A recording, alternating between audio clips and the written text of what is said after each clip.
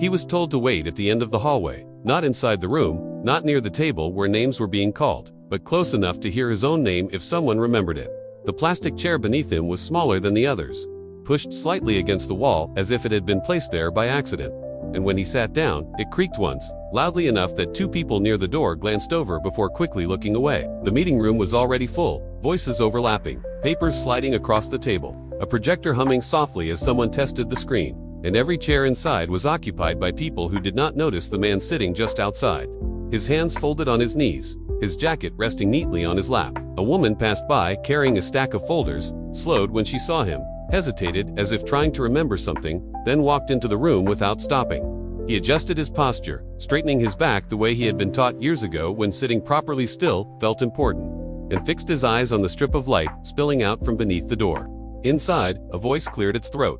"Let's begin," someone said. The door closed fully, the click soft but final, and the hallway fell quiet except for the distant sound of an elevator bell and the faint echo of footsteps moving away. He remained where he was. He had arrived earlier than he needed to, standing at the reception desk with his cap held in both hands while the young man behind the counter typed his name slowly, mispronounced it once, then twice, before waving him toward the meeting area without looking up again.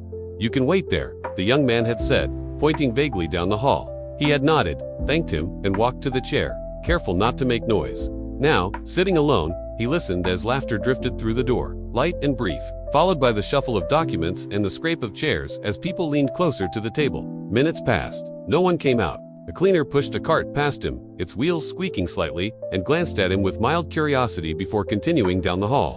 He shifted his feet, the soles of his shoes worn thin, and clasped his hands tighter, feeling the familiar stiffness in his fingers that came when he sat too long without moving. Inside the room, a voice rose, sharper now, arguing a point, followed by another voice responding quickly, confidently, and he could tell from the rhythm alone that decisions were being made without him.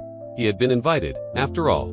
The letter had his name printed clearly at the top, the date circled in blue ink, the time underlined twice, and he had read it 3 times before folding it carefully and placing it in the inside pocket of his jacket, the same pocket where he kept old receipts and a photograph that had faded at the edges. The door opened suddenly. A man stepped out, phone pressed to his ear, his voice low and urgent as he paced a few steps down the hallway, not noticing the older man sitting just to his side until he nearly bumped into his knee. "Oh, sorry," the man said automatically, already turning away. He nodded, a small movement, and watched as the man continued his call, gesturing sharply with one hand before disappearing around the corner. The door closed again.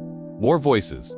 More laughter. He glanced at his watch, the glass scratched, the numbers slightly worn, and realized an hour had passed without anyone calling his name, which was printed clearly on the letter. He stood slowly, joints protesting, and took a step toward the door, stopping himself just short of reaching for the handle.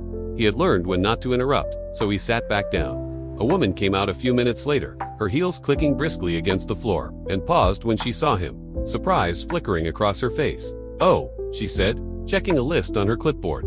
"You're still here?" "Yes," he replied quietly. She frowned slightly, scanning the paper again. "They're almost done," she said, not unkindly, but distracted. "You can just keep waiting." He nodded again. She went back inside. The hallway returned to silence. He watched the strip of light under the door as it shifted with movement inside, shadows passing back and forth, conversations rising and falling in waves that never quite reached him. He thought briefly of standing up, of walking away, of leaving without being seen, but something held him there, something stubborn and quiet, rooted in the idea that leaving now would make it easier for them to forget he had ever been there at all. Inside, chairs scraped loudly. The projector clicked off. The door opened wider this time, and people began to file out, talking over one another, smiling, checking their phones, already moving on to whatever came next. One by one, they passed him, some nodding politely, others stepping around him without acknowledgement, until the room was nearly empty. Finally, only one person remained inside. A woman, older than the others, stood at the table, gathering papers. Her movements slower, more deliberate, as if she were reviewing something even as she packed it away. She looked up and noticed him standing by the wall, jacket still folded on his lap, posture unchanged. "Oh," she said softly. "You were here." "Yes," he said again. She stepped closer, glancing into the empty room, then back at him. "I'm sorry," she said after a moment. "We ran long." He smiled faintly, the corners of his mouth lifting without quite reaching his eyes. "That's all right," he said. She hesitated, then pulled out a chair and sat down across from him. Not at the table, not above him, but directly opposite, their knees nearly aligned.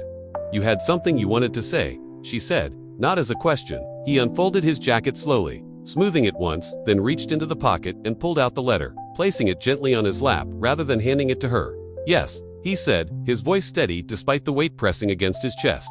She waited. He began to speak, choosing his words carefully, describing what he had seen, what he had noticed over years of working quietly in the background, details that had never made it into reports, problems that did not show up on screens, names that were never mentioned in meetings. She listened without interrupting.